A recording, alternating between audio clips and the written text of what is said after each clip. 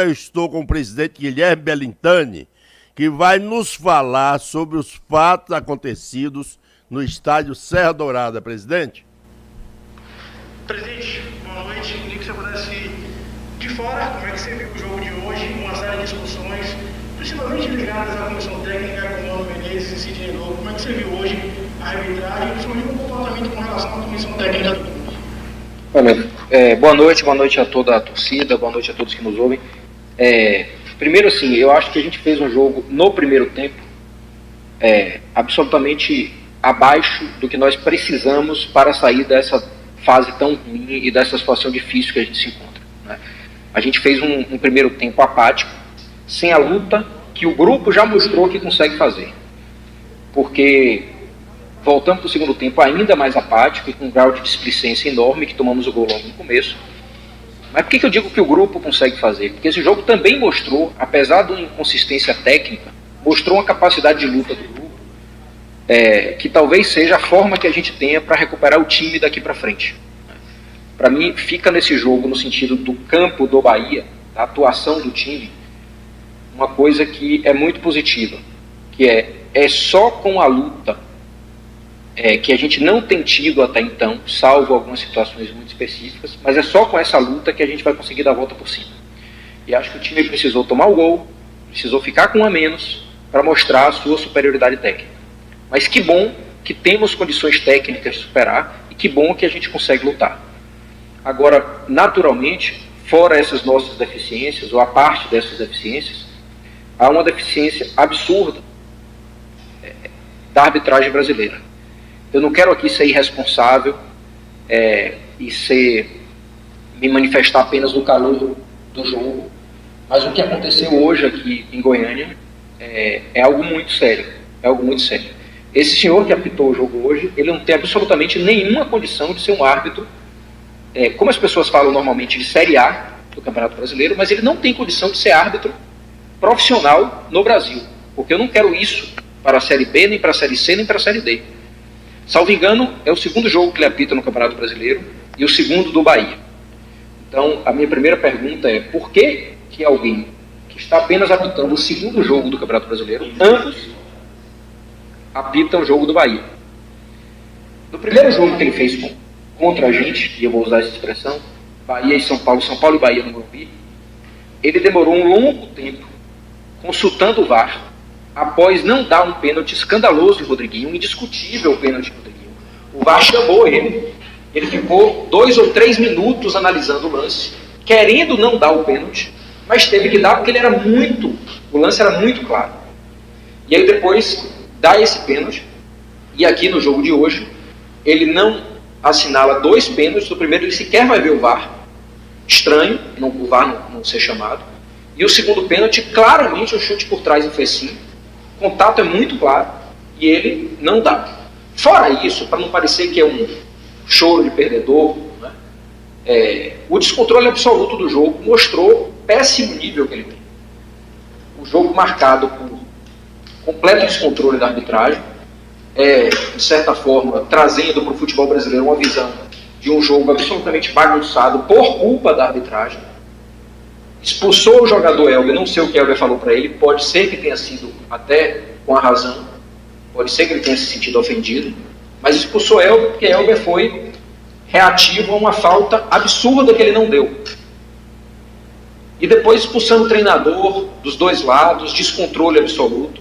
O que eu posso dizer muito tranquilamente assim, é que nós escolhemos o VAR como mecanismo de apoio à arbitragem brasileira.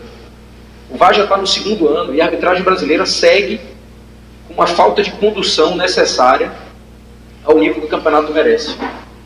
A partir do momento que a comissão de arbitragem acha que erros como esse são normais, ou sequer são erros, como eu já ouvi várias vezes, passa a comissão de arbitragem a ser diretamente responsável pelo escândalo que aconteceu aqui hoje.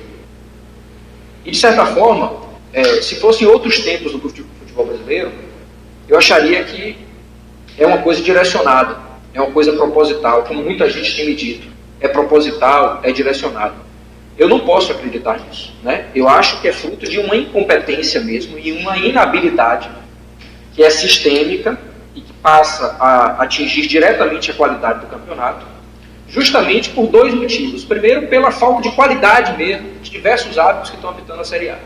E segundo, pela falta do enfrentamento desse defeito.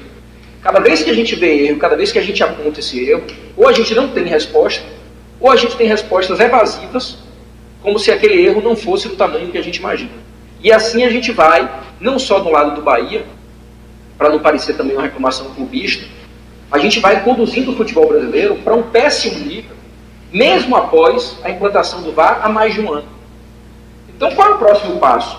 Para mim está muito claro. O primeiro passo só vai ser dado se a comissão de arbitragem entender que fatos como esse merecem ser duramente punidos para que o futebol brasileiro consiga avançar. O segundo passo, naturalmente, a partir da correção dos erros, é entender que falhas estão sendo feitas e estão sendo cometidas na formação de árbitros profissionais para que a gente consiga superar lacunas absurdas como essa que aconteceram hoje aqui.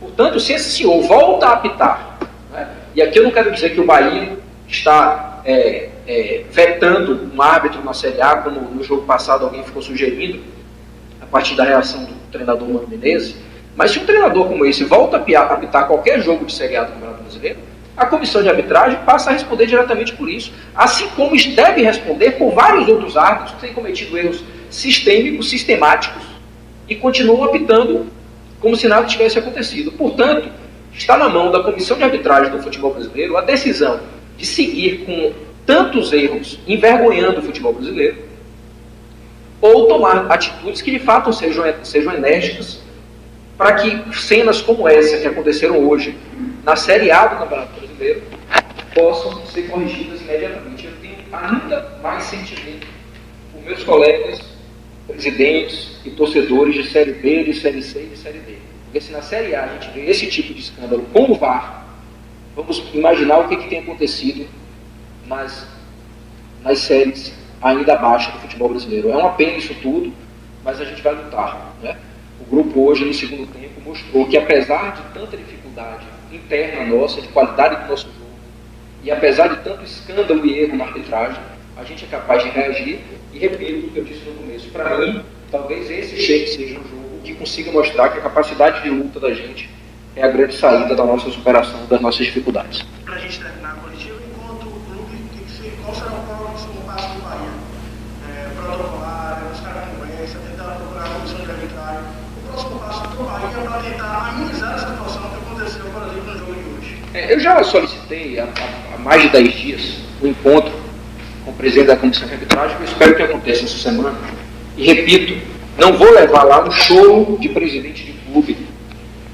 O que eu vou levar lá é uma visão dos erros que eu vejo que está acontecendo, não só em relação aos jogos do Bahia, mas erros de clareza mesmo. O que é mão no futebol brasileiro hoje, ninguém sabe. Ninguém sabe. Ontem eu vi a transmissão de Bragantino, ou de Flamengo e Bragantino, e uma mão do zagueiro, não sei se era o zagueiro, mas do jogador do Bragantino, foi explicado na transmissão que não era mão porque não foi intencional. Então, assim, eu achei que a intenção já era algo apagado para se marcar mão ou não no futebol brasileiro. O braço do jogador estava completamente aberto. E ele foi claramente ampliando o raio de ação. E o pênalti não foi marcado. Eu não estou dizendo se foi pênalti ou não foi pênalti, eu quero saber por que não foi. Porque outros equivalentes a esses são marcados.